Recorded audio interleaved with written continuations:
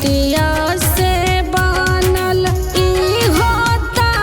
नवाता माटी मिल जाई एक दिन हे भैया काला तू गुरु के भजनमा की कर पाराना मानो है शिष्या काला तू गुरु के भजनमा की कर पाराना मानो है।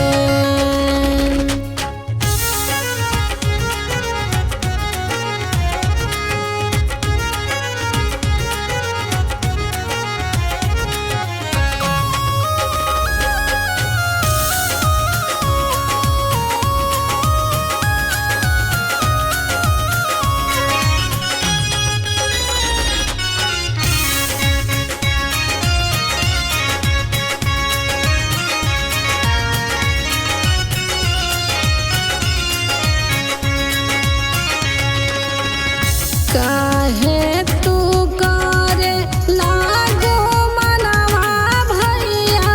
एता नागो मनवा भैया हो हे भैया काला तू गुरु के भजनमा की कर पाराना मानो है हे भैया माटिया से बनल ई होता नवाता माटी मिल जाई एक दिन हो।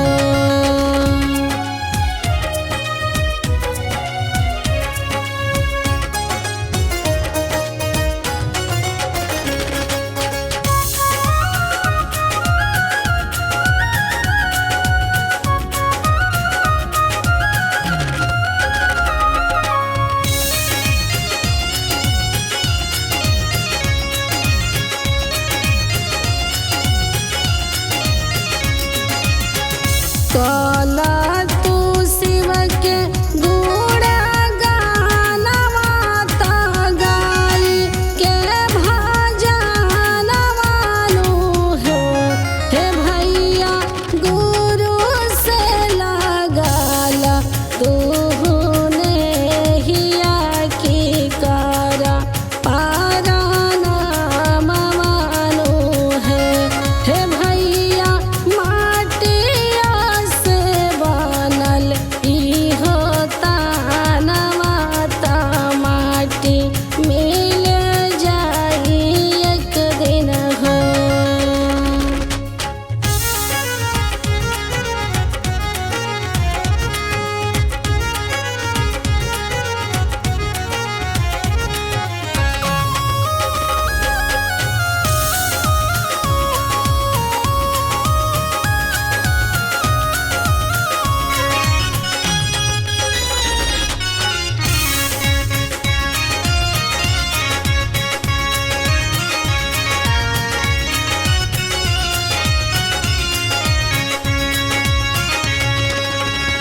पहिला